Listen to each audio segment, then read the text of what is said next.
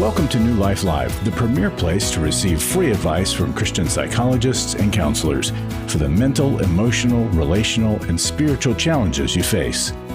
Since 1988, we've offered compassionate responses that combine God's truth with proven psychological principles to guide you toward healing.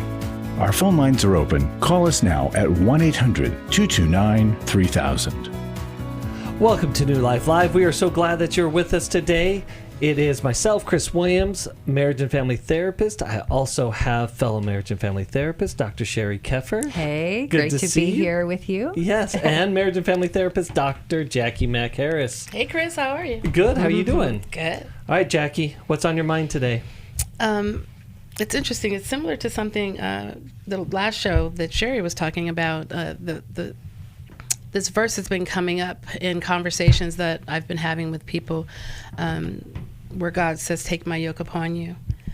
And let me just give the whole thing. It's Matthew 29:30. "Take my yoke upon you and learn of me, for I am meek and lowly in heart, and ye shall find rest unto your souls. For my yoke is easy and my burden is light." And I've been talking with friends and my kids and some coworkers about the burdens we carry and wondering, do we really understand what that means? Because I see people trying to either muscle their way through things that they don't have to muscle their way through, and then they're exhausted and broken and sick and all those things, or they're giving up and saying it's just too hard. And it shouldn't be this way because God said he would take my burdens and make it easier. And the part that I think I'm seeing that's missing is your part. The faith without works is dead. He didn't say give it up and that we wouldn't do anything, but if you take that yoke on, he's guiding it. He's doing the heavy lifting. You're there on the journey. It's one of those footsteps moments where you don't see two sets of footsteps because yours weren't on the ground. He's carrying you. And so whatever the burden is, when we find ourselves really struggling in a really hard relationship and we just decide, I'm just done with this person and I'm just going to cut off this family member, I'm just going to walk away, I think we forget that God's there to help us through those hard things, but we've got to lean on him, let him do the heavy lifting. And we don't really like to be led. We don't like to be, guided around. And that's what I think God's asking us to do. Just let me do this. Yes, you've got to come along. You've got to do your part. You might have to put your hand to the plow, but he's doing the leading. He's guiding that yoke. And when he does it, it's easy for you. He's going to take away the part that feels like burden, and we can get accomplished what we need to get accomplished. And I'm just seeing him show up in my life and in my practice and in my family in incredible ways where it's not that I didn't have to do the work, but he made it look easy. He made it feel, when I get to the other side and I look back, I'm surprised that he heard my prayer and he answered and he delivered, and I didn't have to go out and search for it. I didn't have to do the heavy lifting. I just had to trust him with it. Yeah, that's really good. I was meeting with my team the other day, and we're talking about, as therapists, like as anyone else, any other helping profession, we're also human beings. There's days that we have it, and there's days that we don't have it as much. And then there's days we just don't have it. And I was talking about, here's the secret that I've learned about being a therapist who relies on God to do his work. Is that I love to bring 100% every time, but as a human being, I can't. And that's not realistic. There's days I'm going to bring 60. There may be days I'm going to bring 30 or 40. And I am shocked over and over and over again that the work in the room doesn't suffer because God steps in where I can't, if I just allow him to do it. Absolutely. Yeah. Amen to that. I love it. So there are areas in your life, areas in my life, all of our lives, where we just don't have it all, and that's okay. And that is where we leave room for God, and we learn to enter his rest, as that verse, that section of Scripture tells us, and allow God to do it. Some of us, myself included, need to learn to get off the throne long enough for God to get on and to do the work that he does, and that is the heart of what we do here at New Life. We'll be right back.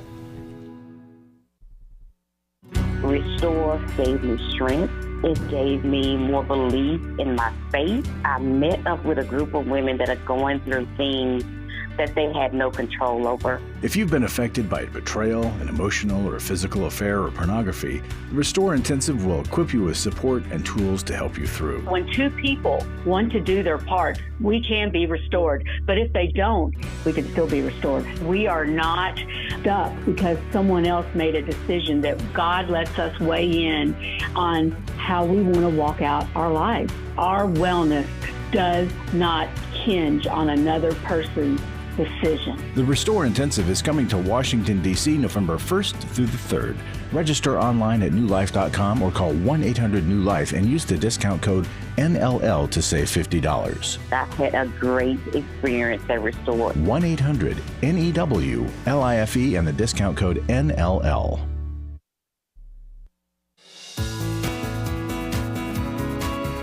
To find out more information about New Life or to order any of the resources mentioned on today's program, call 1-800-NEW-LIFE. Now back to New Life Live. Welcome back to New Life Live. We are so glad that you are with us today, and we're going to go straight to the calls. We're going to go to Cynthia in Dallas, Texas, listening on KWRD. Cynthia, how's it going today? Hi, how are you? I'm doing well, especially now that you're on with us, because we want to hear what is... Yeah, you're welcome. We want to hear what's going on and how we can help you. Yeah, I just wanted to get some advice, just to see what you all thought. My ex-husband and I was trying to reconcile, but he has a big addiction to alcohol and drugs. And he left. The last time he left was in Labor Day. And that's when I had told him that he needed to leave. Well, since then, he has been incarcerated. Mm-hmm. So it caught up with him. And so he had called to see about me bailing him out. I told him, I think that you should probably call your daughter and let her, handle that. And so I was, trying to help, trying to put them together. So I just left her a message to let her know that he's trying to get in touch with her. Uh-huh. And I just want to know how should I treat him? How should my reaction or my relationship or what? How long were you guys married? For 12 years. What ended the relationship? That. Okay, so that would be his drug and alcohol abuse? Yes. All right. Well, I think we're going to go a little bit deeper than this, but I think you should really put the ex and ex-husband. Okay. Right. Mm-hmm. How you should be treating him is kind of more about who you are, and you've already kind of shown that. Like, I've set a boundary. I'm probably not the person to bail you out here. Let's connect you with your daughter. And so I wonder if you're asking, were you wrong for taking that position? No, I don't think that I am. I don't think that I am. But you're not. Because.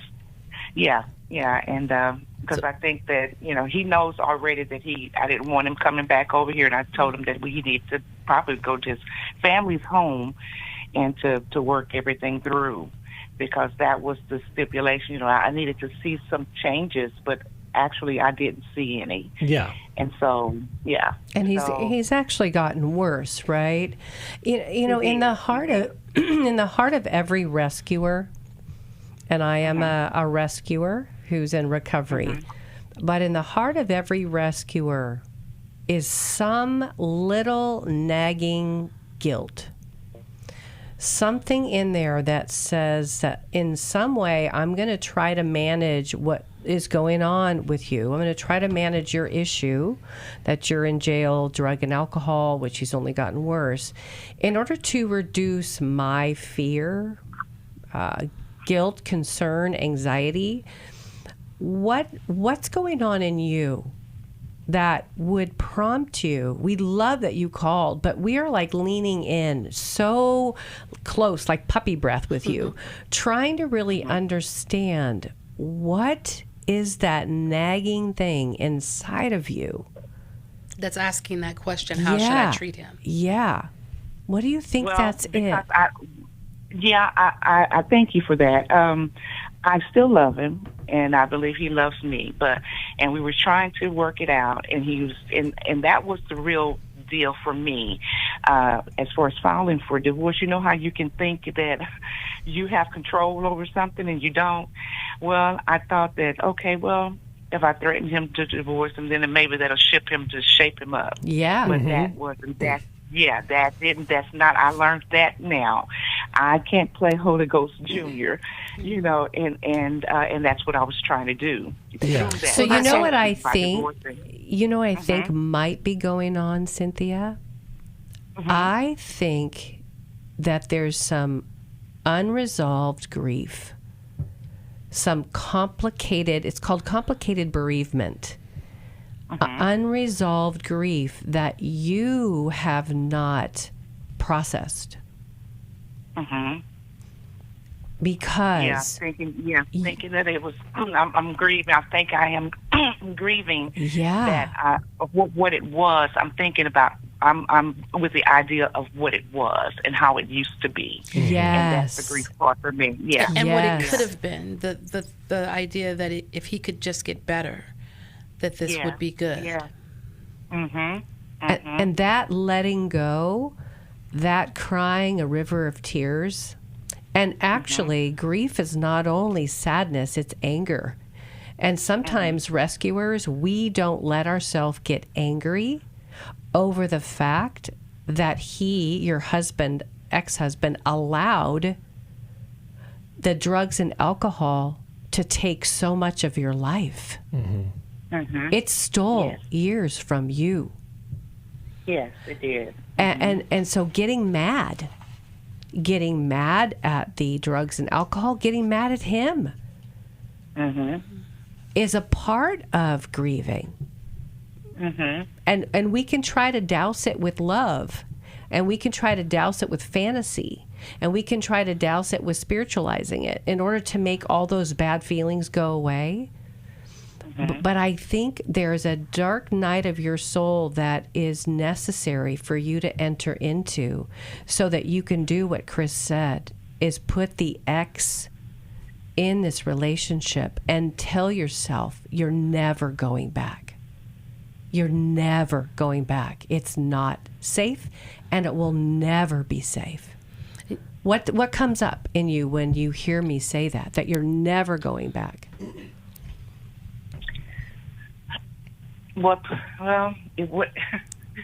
It puts in me because I'm hopeful. I know I've known him since third grade. I knew the type of person that I fell in love with, and I know that he hasn't dealt with a lot of issues that had happened to in his life. And just to sum it up, I hear what you're saying, but I am hopeful, and because I would love for us to reconnect, but it would have to be a miracle. Because if that doesn't happen, then I won't, look for that. Well, you got to work with what you have now. Yeah. And you said you're not going to be the Holy Spirit Junior, and you had made that you have these boundaries. And I think it's important that you remember that it wasn't that you set the boundary that was probably problematic. It was that you set an expectation, right? The boundary was that when you told him if you were going to divorce him if he didn't get clean and sober, that was the boundary. You were going to divorce him. But the expectation was that he would hear that boundary and get clean and sober. And so you're standing on hope on that expectation. But you have to pay attention to how he blew past the boundary, and that's what you're actually dealing with. And the kind of person you fell in love with is more than just one part of him. This part of him, though, is the part that you can't actually live in a marriage with. That doesn't mean that those other parts aren't there.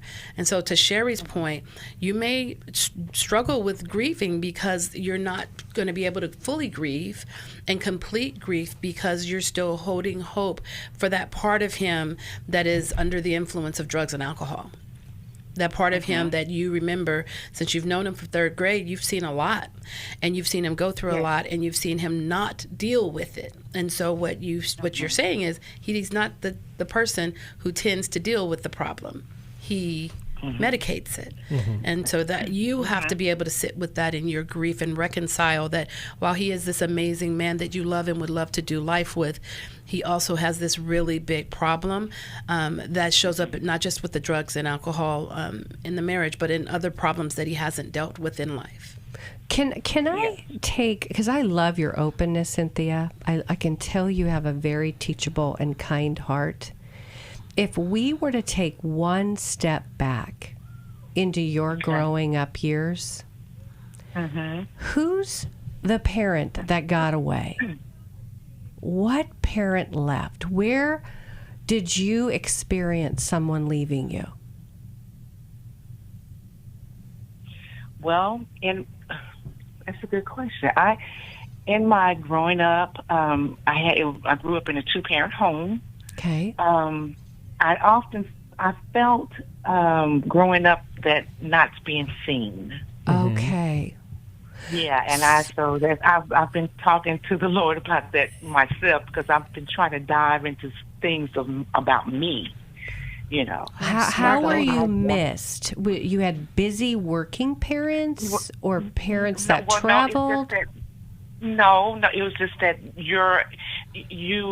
I had a lot to say, and it was discounted. And it was like silenced, and then you can grow up and you kind of be resentful because you see that in other people, and then you tend to react to that inappropriately. And I see it now. I know what that is, that's where, because I had to look back myself and say, well, who did this to me? Where did this come from? And how did I feel? So is it possible that there might be a part of you that is holding on to your ex-husband because you've made a vow or a commitment that I will see you. I will never stop seeing you. I will always hear your cry, even if you're in the darkest places, because you're loving him somewhat like a mother. Not a partner, but you're kind of loving him like a mom would love somebody. And the kind of hope, and this might sting a little bit, but the kind of hope that I think you're holding on to is called hopium. Okay. Hopium. Like the drug. Opium. Like the drug. Like opium and hopium. Hopium. It's called hopium. It's a false hope. It's a hope that's not grounded in reality. But it comes out of our own backstory for some unresolved pain that we haven't dealt with. And so we put hopium into this relationship so we don't have to deal with the reality of letting something go that isn't going to happen. So I hope that we've shared something today. I know, Chris, you're probably going to send her the grief workbook. I am. We are definitely going to send you the grief workbook, the Life Recovery Grief Workbook. Because, Cynthia, as Sheri and as Jacqui were talking, I was thinking about you are missing relationship in your life. And there becomes this, when we grow up without that empathy and connection and attunement, we get into the sum zero. And this gets a little bit heady, but in comparison to absolute zero, 1 is infinity. And so what happens is when we are depleted of relationship and we're at ground zero, in let's say it's a scale of 1 to 10, and a person shows up in our life and they're a 1, it feels like infinity. So true, especially when they can listen. So what I want to encourage you to do is get into relationship, but I want you to get into relationship with other women that can hear your words, that have a greater capacity to hear your heart and all the things that you have to say, because I think they're worthy of being heard, and I think they're worthy of being held, and I definitely believe you're worthy of being cared for. And so I want to highly encourage you to attend our Courage to Change conference. It's coming up October 5th, so it's right around the corner. And especially what Sheri was alluding to, there are some patterns of codependency happening inside of you. There's this patterns of relational trauma that continue to recycle. And there is these drugs that we take called hopium, and that is trying to change or hoping in change that is absolutely outside of our control. Yeah. And that's the irony of all drugs. Can I give you a secret? The trick of all drugs is it tries to convince you that you can control the uncontrollable. And it gives you a sense that you can. And that's why at the very heart of the recovery movement is the serenity prayer. God, grant me the courage to change the things I can, which is myself, and courage to change the things I can, and to let go of the things I can't. And then the wisdom to know the difference, right? And the tricky wisdom to know the difference. So, Cynthia, we thank you so much for calling in today. We love you, girl. Yes. And we wish you deep, deep love, deep relationship in your life. Again, if you want to check that out, anyone else, the Courage to Change conference coming right up October 5th. Just give us a call, 1-800-NEW-LIFE. We can answer questions and get you registered today for that. Before coming to this weekend, I have been dealing with the guilt and shame of an abortion that I had 20 years ago. And we have 3 awesome kids. But every time I kept getting close to the Lord, kids saying to me, "You're the best mom." That voice in the back said, "You're a horrible mother. Look what you did to that child. You killed somebody. You don't deserve any of this, and you're not worthy." To help free me from my guilt and see that I would not make the same decision today, I would make a different decision, and I am a great mom, and God can use me. This is Steve Arterburn, and this is the story of a new life. After 20 years of guilt and shame, she attended a workshop and now is free. You can be part of offering hope to others as you step out in faith by donating to New Life Ministries. To make your tax-deductible gift, call 1-800-NEW-LIFE or visit newlife.com and click Donate.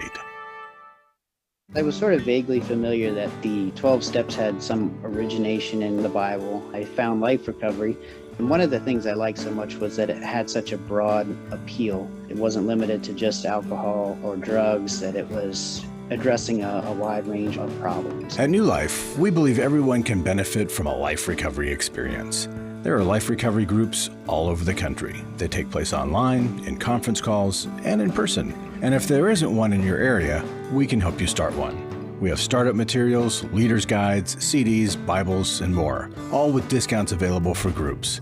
Call us at 1-800-NEW-LIFE and ask for Terry Ward.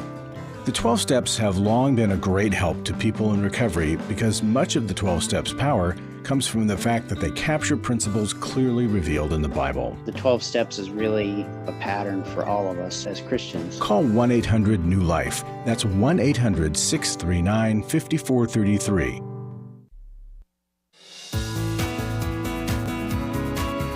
We'd love to hear from you. If you have a question or a comment, call toll-free 1-800-229-3000. Now back to New Life Live. Welcome back to New Life Live. We are so glad that you're with us today. Chris Williams here. I have with me Dr. Sheri Keffer, Dr. Jacqui Mack-Harris. And if you are wondering if you're actually in a healthy marriage, and if that's a question mark for you, which it might be for all of us at some degree or another, there is a quiz that can help assess the condition of your marriage. If you go to the Intimacy and Marriage event page at newlife.com, take that short quiz, see where your marriage is at, and if it needs help, we are here to help. We have resources for you, including obviously our Intimacy and Marriage workshop that'll be held on October 25th in Dallas, Texas. If you register by October 11th, you get our early bird special. So we'd love for you to check that out. Right now, we want to go back to the phones. We're going to Joe in Morristown, New Jersey, listening on Sirius XM. Joe, how's it going today? Hi, it's good, thanks. Glad that you're with us. Hey, tell us. There? Yes. Okay. Tell us what's going on and how we can help you. Okay, so I have a teenage daughter who's about to be 18 and loves to remind me because she's looking forward to all the freedoms that comes with it. But we've had just a challenging relationship since she's been younger, and she's always been really, really challenging to parent. I think she's, she can be deceitful and manipulative, and I feel like she has a lot of narcissistic tendencies. And I'm struggling with the fact that she's getting ready to leave my house. Well, she's got a whole year because she's a senior, but she'll be 18 in a few weeks. Yeah.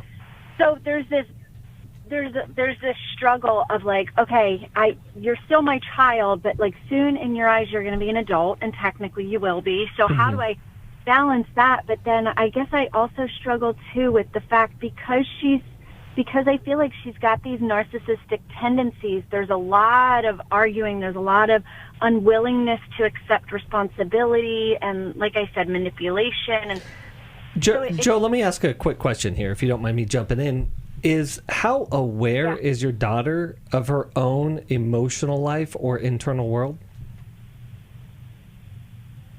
I feel like she lives in a fantasy world. Okay, that's super helpful. I don't think she's really in touch with a lot of reality. And do you know what she is fearful of?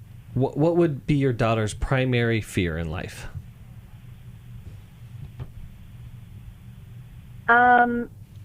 Potentially being unknown. Okay. I don't know that she would voice that, but I'm looking at her. I see that that's something that is important to her, like being known and being seen by people. Okay, yeah. Were you able to listen to the conversation with Cynthia that we just had? The one with the ex or the one before that with the narcissist? Yeah, the one with I just jumped on it. I didn't hear all of it. I just heard the tail end and something you said. You mentioned Darvo and from we had a previous program where we mentioned that. Yeah. So anyway, I guess what I want to say is I think you're right. I think your daughter is afraid. I think your daughter has some real issues around not being seen. But I think there's a secondary and maybe at the same value issue is I think your daughter has a real fear of being controlled. And that was what I expected you to say when I wrote it down. You thought she was going to say being controlled. Yeah. So did I. Isn't that crazy? Yeah. So just putting our little superpower together, the three of us, you, Jacqui, and myself, right now, and maybe even earlier on, you might have a child who I don't believe is necessarily narcissistic. I think it's easy to go out to the internet and try to put all these labels on people, and then it just gives us more, more horsepower to go in at them and with this information. But I think she might be, and I'm not going to diagnose her, but I'm wondering if she's in the neurodivergent category.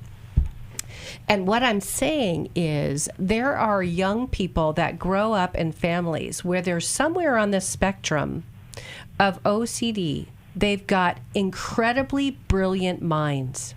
And they've got a lot of opinions, and they've got they're kind of leaders that can be headstrong, they can be oppositional, argumentative, and they have brains that are very, very smart and sneaky. And so if you have a child who is growing up, and this is genetic, this comes from somewhere. I don't know if it's from you or from her dad or from grandparents, but these kids can be very misunderstood in their need to be in charge and to be in control. There's a book called Love and Logic. And it is a really good book when you're parenting kids like this because they need to have choices with empathy. With kids like this that are neurodivergent, if you try to say one thing, they will go the other direction. Yes.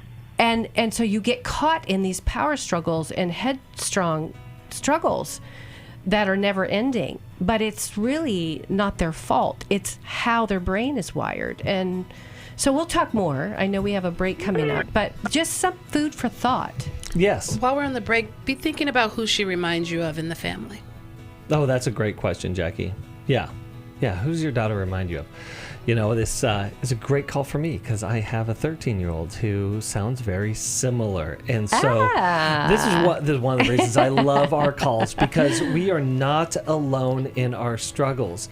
And so that's one of the best reasons you can call into our show, is that because you're not just helping yourself, you're helping a lot of other people out there. And we're going to be right back right after this. I'm addicted to oxycodone. I've been on oxycodone almost 3 years. Addiction affects millions of people every year. I've been on it for a long time, and I need to get off. New Life can connect you with some of the finest Christian inpatient treatment programs in the country that work with people from all backgrounds and beliefs. First it was for back pain, and I was on it for a long time. And then I currently just had shoulder surgery. If you or a loved one is struggling with addiction to illegal or prescription drugs, alcohol, or dealing with an eating disorder, it's time to seek treatment. Call us today at 1-800-NEW-LIFE. We have partner treatment centers all around the country. Alcoholism and drug addiction is a family disease. It doesn't affect just the individual.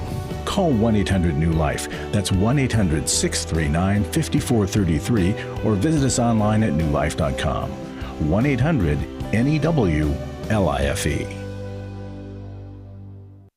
Club New Life changes lives. I think I go way back to listening to New Life, learning so much from it, and then becoming a Club New Life member. Club New Life is a monthly giving family that helps New Life Ministries provide Christ-centered hope and counseling resources to thousands of people. You know, I'm so thankful because you know why I keep giving? Because I keep learning, and I'm so thankful for all the lives that you touch every day and the people's lives. So when I get to still hear the radio show, it's just so encouraging to my heart. When you sign up to support us monthly through Club New Life, you'll make a difference in the lives of individuals and families with godly counsel and connection to help. And you know one reason I give? Because I feel like sometimes I'm hiding behind a counselor's couch listening to all this great information and not paying. So my guilt of this great advice is alleviated by being a Club New Life member. Call 1-800-NEW-LIFE. That's 1-800-639-5433. And together we can help hurting people find help and hope in life's hardest places. Call 1-800-639-5433 to join Club New Life today.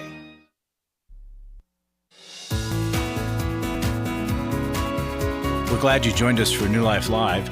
To be a part of the program, call 1-800-229-3000. Now back to New Life Live. Welcome back to New Life Live. We're talking with Jo. She has a 17, soon-to-be 18-year-old daughter who can be tough. Can be very tough. So, Jo, I have a 13-year-old who's similar. And one of the things that terrified me is that he really struggled with empathy. And working in my field, that's a key sign. You know, that defiance, the deceitfulness, and then the lack of empathy was this thing of like, oh my goodness, you know, my wife and I would ask, are we raising a narcissist? And, you know, feeling out of control with that. But here's what I've learned, is that I learned if I give my son enough space to work through the control, to work through the decisions, and to stay with them long enough and not correct them for a while, he usually, after he understands the why and it makes sense to him, he gets empathy on the back end, not the front end. He does not lead with empathy, but he does eventually get there. And that helps me understand, oh, he can get it. It's going to take a while. And Sheri was talking about neurodivergence. Does that term resonate for you? Are you familiar with the term neurodivergence? A little bit, yeah. And I had asked a couple teachers growing up because we had certain struggles. I'd asked several times, do you think she's on the spectrum? Do you think she has like ADHD? And all of her teachers every single time and every counselor we went to said no. Well, that's because if she has OCD, it's different. Mm-hmm. If she's on the spectrum of that, OCD gets a bad rap, and people think it's, you know, I just think if you wonder about that, and it's not like OCPD, personality disorder, she might be on the spectrum of OCD, so they see her being responsible or doing things or finishing and not She's not struggling in the way that they are looking for with learning disabilities. Yeah. Hers is more interpersonal, and she might get stuck in a, it needs to be this way. Why don't you understand me? Or I don't understand you. And I love what Chris said. It warmed my heart, made me so excited, because I work with so many people who are on the spectrum in various ways and don't find out until they're adults. And they've struggled in their relationship with their parents and in school with friends because they interact differently with information. And so she might be sharing something with you, and you have a way things should be done as you're trying to parent her, and she is needing to logic it out first, and she can feel about it maybe later. But she won't even get to the feeling if this fight happens in which she's being told this very real, very true thing inside of her isn't. Oh, and we can't forget that she's 17. Yeah. Oh, right? And she's 17 on top of everything else. And part of that is she's working this out, Joe, and that could be very difficult. Well, it's going to add to the logic piece, right? Because she's like, logically, I'm 18. So at 18, I should be able to do X, Y, Z. What I would recommend, though, is having a conversation in which she gets to help you paint a picture of what 18, while still living in your house, looks like for her. You paint a picture of what it looks like for you. And maybe how we love could be helpful, and how we love our kids could be helpful in so we'll having send a conversation. you that. And then go buy the book, Love and Logic, and read it before you enter into this conversation. It's going to help you. You're going to go, oh my goodness. And they have Love and Logic for teens. So get that one. Well, and what I would just encourage you is that it doesn't have to be logical to you for it to be logical to her. And that's what she's fighting against. And that's Spoken what she's from fighting. a parent. Yeah, absolutely. So doing the Joe, same thing. we cheer you on as a parent and as a mom who loves her daughter really, really well. But working out that love, it takes some guidance, it takes some help, and we just cheer you on as you do that and continue on your journey. We're now going to go back to the phone. We're going to go to Susie in Philadelphia, Pennsylvania, listening on WFIL. Susie, how's it going today? Could be better. I hear you. We're with you. So tell us what is going on and how we can help you make it better. I'm calling because I have a 30-year-old nephew who's an alcoholic, was clean for 4 months, went to rehab, did great, and he just relapsed. And we don't know what to do next. He goes to AA meetings. Remind me how. He does everything he wants to do, but Susie, remind me, how long was he clean? 4 months. Okay, and he relapsed. How old is he? Yeah, 30. How long had he been using? I want to say a couple of years ago. I guess it got so bad that we finally, took him to rehab and everything. Okay, and since the relapse happened, what has he done? I'm going to the meetings, join a Bible study. Okay, so he's re-engaging in his recovery. Is that correct? Yes. But is he in sober living? Did he go from rehab to a sober living situation with a bunch of other guys that are also working on maintaining their sobriety? Or did he go back home or go back to... Back home. Mm-hmm. I don't know. Sometimes sober living places can be that next bit of encouragement to keep them in the saddle with others that are also working really hard. Sheri, I think that's a really good point, because I say this all the time. Families make terrible treatment centers. Right? We do. I was just sitting here smiling, waiting for you to say that, Chris. Because it's when we say it like that, it helps drive home the reality. Yeah. Is that this is a serious condition that takes professionals to treat. Yeah. And it's a chronic condition, so it can take a while. And the family is the triggers. Yeah. Right? If you're struggling to stay sober and now you're at home hearing the same things that made you get drunk 7 months ago, it's maybe harder to deal with that than if you were in a sober living unit with other people and you could turn to your roommate. And maybe that thing would have come up on a phone call from family, but you're not there in the midst of it. And you might have that distance could be support in and of itself. I think there's two things here, Susie. The first thing is a thing of great encouragement. And that is he relapsed and re-engaged in his recovery.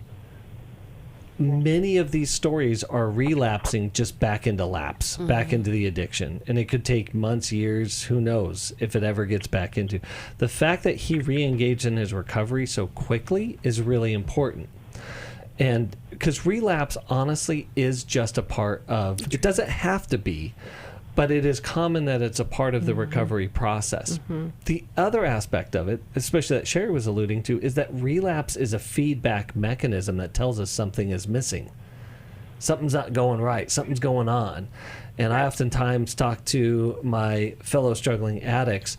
We need to do a CSI, a crime scene investigation on the relapse, and leave no stone unturned so we see what is missing, so that we can then add that to our recovery program. But the challenge, Susie, is this. A family member is not the person to do that with them. A professional is. Or a sponsor is. A fellow in recovery. And if you're a family member that is struggling and wanting to support someone in recovery, then you should probably get into some recovery for yourself and support them by becoming the healthiest version of you, because their addiction could be causing you pain, and so you're working really hard to get them clean and sober, when the best thing you could do is to take care of you and help them be connected with professionals that can help them. So it would be like Al-Anon. For alcoholics, Al-Anon is that counterpart for family members that are really trying to learn how to be their healthiest version of themselves. I love what you said, Dr. Absolutely. Jacqui. And I think part of that, too, is that we learn, when our loved one has a serious condition, we try to learn as much about the condition. But one of the mistakes that people of addiction do, families of addiction do, and loved ones, is they believe because they learn so much about it that they can be the treating professional. That's not true. Even an oncologist is not going to treat their own family, right? Even though they know as much about treating cancer as a person can learn. So I just want to encourage you and also maybe challenge you along that way, Susie. Yeah. Does that make sense to you? So are you telling me that the missing piece maybe might be counselor, because, taking the alcohol, everything's out the house, but that doesn't mean you can't. Yes, the missing piece is professionals. That being at the house and removing everything didn't work. Yeah. Right? That's a part of that CSI investigation that Chris was talking about. You guys looked around at all the things. It was like, what could have gone wrong?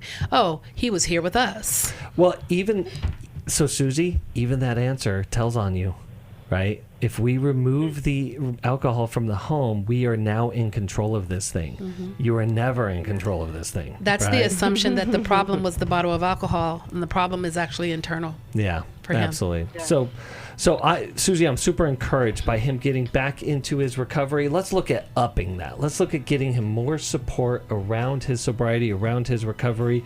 Again, this is another opportunity. This is exactly why we created the Courage to Change Conference October 5th, to help us understand much better what's going on here. We're going to send you the Life Recovery Bible, and know that that is for all of us because we're all in life recovery. That could be a great resource for him, you, and the rest of the family. Susie, we thank you so much for calling in. Marjorie, we want you to hang on. We're going to get to you right after the break. And I just want to shout out to all of those who make donations to New Life. We do because what you do. We'll be right back. We all face days where life throws us a curveball and our routines or plans get disrupted. Things we wanted to do are forced to take a backseat to the unexpected demands of the day. If you normally listen to New Life Live on a radio station, well, you might not be able to that day. And on these hectic days when you're feeling stressed or frazzled, hearing the sound of counsel given on New Life Live is just what you need to navigate the unexpected things of life. Every time I'm troubled or I have a problem, I'll cut on New Life, and there's always something that is said that is helpful to me. By listening, I have learned more than I can ever express about how God wants me to live. Download the New Life app for the easiest way to listen wherever you are and at a time that's convenient for you, or watch the show on our YouTube channel. You can even subscribe to our podcast from your favorite podcast provider. You never have to miss a day of New Life. Wherever you are, we are. Hi, this is Steve Arterburn, and for over 34 years, New Life has been the most trusted name in Christian counseling. I'm an addict, and I'm trying to get God in my life again. Our Christ-centered treatment programs can help you break free to embrace all that God has for your life and your family. I just want to thank you guys for bringing me to a relationship with Jesus. There really is help for marital problems, depression, addictions, panic attacks, and feelings of hopelessness. I came back with so many tools to help me prepare myself to fight this struggle and this battle that I have every day. You can start living again today, living the life God intended for you. Help is available at 1-800-NEW-LIFE. They did care, and they did follow up very lovingly, and it made all the difference in my life. Call us at 1-800-NEW-LIFE. Someone who cares is waiting at the other end of the phone. God can open the door to a better tomorrow. Call 1-800-639-5433.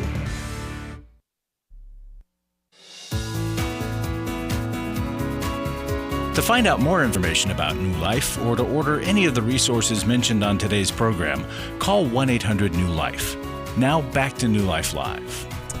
Welcome back to New Life Live. We are so glad that you are with us today.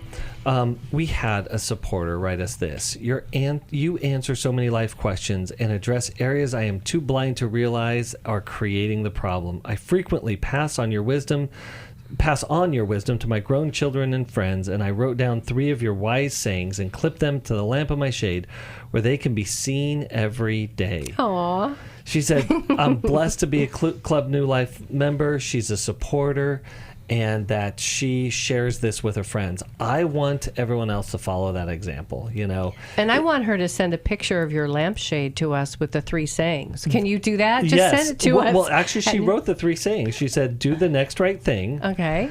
Stay connected and walk in today's reality. I love those it. Those are great. I love it. I absolutely love it. Maybe I'll steal those from you and put them on my lampshade. You know, I'm thinking I'm going to put them on my sun visor. Yeah, we are able to do what we do because of faithful supporters like her.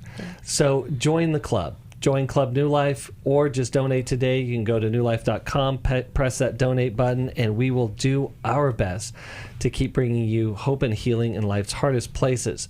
We're going to go to Marjorie in Rockville, Maryland, listening on WAVA. Marjorie, how's it going today? Well, I'm blessed. Just came back from the doctor with a good report. I love to hear that. So why are you calling today? What can we help you with? Well, long story short, I went to a mission trip to the Philippines that God has given me, and went with the sister who lives here of the brother who's Filipino there.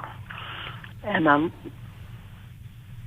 I found out that they put $19,000 on 1,650 on two, and 200 and something. 2,000 or something on the other. So how much was the total? The total was $19,000. So they put $19,000 on your credit card. Did you give them permission to do that, or did you? How did they get? I'm just curious. How did they get hold of the credit card? Well, they were having some financial problems, so I said, only put your doctor's copay and your dentist's copay on there. So you agreed to pay for the copay, but they ended up putting $19,000 on your credit card? Right, because they were going to the Philippines and didn't have any money. Okay. Are they your caregivers, or do you work with them? How are you connected with them? They go to my church, and the Lord gave me the Philippines. Okay. And the wife is from the Philippines. The husband is from the United States. And what has happened since then? Have you pressed charges? Have you notified anyone? Well, the Bible said something about not taking to court. For sure, but how did they tell you how they're going to pay it back? Well, they have $200 a month, and they behind my back when I got to the Philippines, they bought $1,000 from my husband. Okay, so Marjorie, I just want you to get real on what's going on here, okay? So we just got a note that it would take 8 years at $200 a month to pay back $19,000. That does not include interest. With interest, depending on what the credit card is, let's say it's 18 and a half, then you need to quintuple that money. You need a 5x it. I need to do what to that trip? Meaning this, they stole from you not just $19,000. Did you hear me say steal? Yes. Okay, yes. They stole from you not just $19,000. They stole from you, including what would be interest on top of that, and $200 will be long after you have passed away to cover what they have stolen from you. I realize that. I think it's 49 years or something like that, 29 or something. Okay, yeah. Marjorie, how young are you? I'm 86 at 10 young. Now we have fiduciary abuse. Yep. So you know what we need to do, and this is a legal, ethical issue. Do you know what we need to do with you right now in order to protect you? Another what? We need to file with Adult Protective Services. Okay. Yeah. Do you know why we need to do that? Yeah. Because this couple took advantage of you financially. Oh, and he certainly did, because I had helped him before. I helped him. That was my consent. Mm-hmm. Right. And so what happened is Chris' words are right. They stole from you and took advantage of you as an adult, and that's financial abuse. Have you ever thought of this as financial abuse? Not consciously. Yeah. So there's three of us here. We are marriage and family therapists, and you know what else we are? We're mandated reporters. So we have to make a call to Adult Protective Services in order to help you get your money back. Because they can't do that to an 86-year-old woman. Mm-hmm. Right. Well, he's in his 60s and she's in her 40s. Yeah, it was wrong at every level, but it's abuse. Mm-hmm. And I understand. Yeah, and the Bible has a whole lot to say about financial abuse. Yeah. And people stealing money from people. And so that's why there's legal and ethical issues around this. Mm-hmm. They have a truck and I'm trying to sell it to get some of the money. Well, and here's the other thing that I want to point out. You were also spiritually abused. Now, I don't know if it came from them or if it came from yourself, but that you can't take legal action because you're a Christian or because they're a Christian. Right, that's what I read. Okay, yes. So, and I get this. So we understand that. We're here to honor Scripture, but we're also here to understand its context and what's going on around it. Yes, we're not to take our fellow believers in frivolous lawsuits and sue our way into justice. That's typically not sue our way into wealth. Or into wealth, whatever the case may be. But Marjorie, I just want you to hear clearly from Sheri, hear clearly from me, clearly from Jacqui, that you've been abused, my friend. And it's not right, and it's not okay. We will take some action on this. But I want to encourage you and challenge you with one thing. Marjorie, do you have a trusted person in your life to help you with your finances? Like a trusted family member? Oh, yeah. I have 12 siblings left, and a couple of them can be trusted. Okay, get your most trusted sibling to help you make financial decisions. Because you're going to get a call. If you were my client sitting in a room with me, I would have to call Adult Protective Services, and that's going to start a process. And so just know you're going to need somebody that you can trust to come alongside of you. Yeah. So Marjorie, we thank you so much for calling in today. We are going to send you a copy of Henry Cloud's book, Trust. It helps us identify what is trustworthy, what is untrustworthy. We thank you all for being here with us today on our show. We especially thank Trina and Jay all the way from Pennsylvania. They're actually in studio with us today. We're waving at them. They get to, if you want to join us, if you want to come to the studio here in Lake Forest and check us out, call ahead of time, please, to make sure that both were on air. We have room, but we'd love for you to join us. Trina and Jay, thank you for being with us today. Thank the rest of you for being with us today as well. To my lovely co-host and to everyone else, be well. Thanks for listening. We hope this program has helped you by giving you insights for handling the challenges you face in your life. We want you to know that we're here for you, but you also need to know that New Life Live is a listener-supported ministry. To make your donation or to get any of the resources mentioned on today's program, call 1-800-NEW-LIFE. That's 1-800-639-5433, or write to us at New Life Ministries, P.O. Box 1029, Lake Forest, California, 92609. Please join us again on Monday for New Life Live. Thanks for watching today. We love helping people. I hope you sense that.